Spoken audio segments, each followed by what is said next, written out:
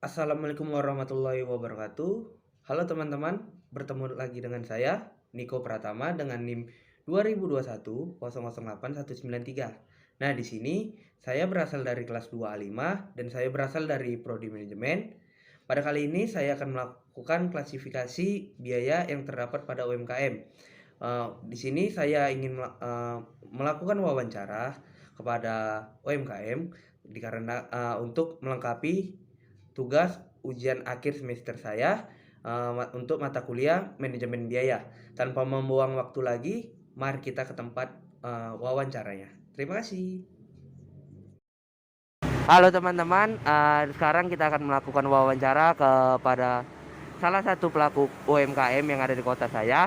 Tanpa berlama-lama, saya akan bertanya kepada, kalau boleh tahu, kepada Ibu siapa? Dengan Ibu Nila. Baik, ini udah ada pemilik ya, Ibu Nila. Bu, saya ingin meminta waktunya sebentar, ingin melakukan wawancara untuk mengetahui biaya-biaya apa saja yang dikeluarkan untuk melakukan atau mendirikan usaha UMKM ini.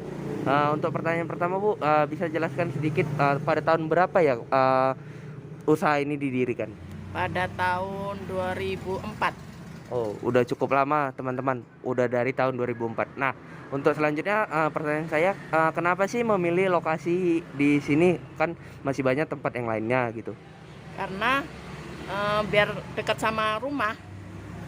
Baik, karena biar dekat rumah, biar agar gampang untuk mengakses. Iya. Ya, baik, terima kasih, Pak. Saya ingin bertanyakan, pasti untuk dalam membangun usaha kan pasti ada biaya yang dikeluarkan. Nah, kalau boleh tahu biaya apa aja sih yang dikeluarkan dalam membangun usaha ini? Biaya pembangunan tempat, biaya peralatan, biaya bahan baku. Oh, baik. Yang itu merupakan biasanya pengeluaran dasar dalam membentuk UMKM ya, Bu. Kalau boleh tahu, apakah ada orang pekerja di sini atau Ibu mempekerjakan orang? Nggak ada sih, tapi kadang-kadang anak mau membantu dengan cara ya diupah lah gitu.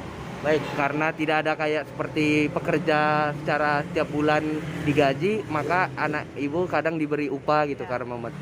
Nah, untuk pengeluaran selanjutnya apa? Ada pengeluaran lagi yang diperlukan gitu? Biaya air sama biaya listrik.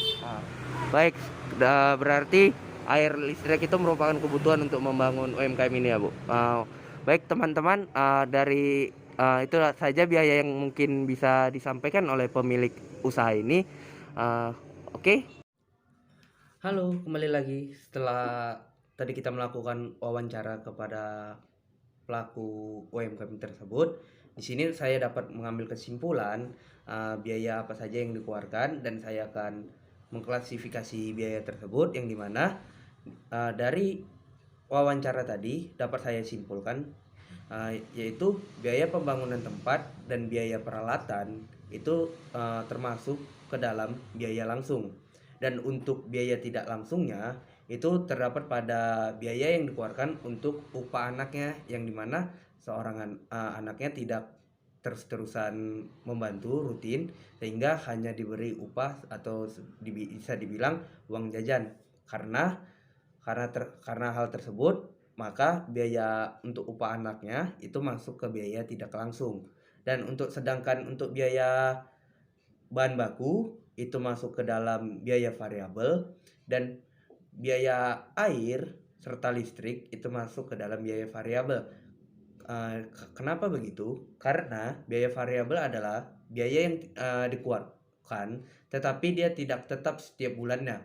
Karena biaya bahan baku dan air listrik itu kan setiap bulan ia tidak tetap nominalnya, berubah-berubah tergantung pemakaiannya. Kenapa bahan baku masuk ke biaya variabel? Karena biasanya untuk pelaku UMKM, semakin banyak pembeli, maka semakin banyak barang tersebut, bahan-bahan baku untuk dibeli. Tetapi kalau sedikit, maka bahan baku yang dipakai hanya sedikit, sehingga setiap bulannya pelaku UMKM tidak bisa membeli barang dengan jumlah yang sama terus. Karena itu biaya bahan baku termasuk ke dalam biaya variabel. Sekianlah presentasi dari saya. Apabila ada kurang dan lebih, saya mohon maaf. Apabila ada kesalahan, saya mohon maaf. Wassalamualaikum warahmatullahi wabarakatuh.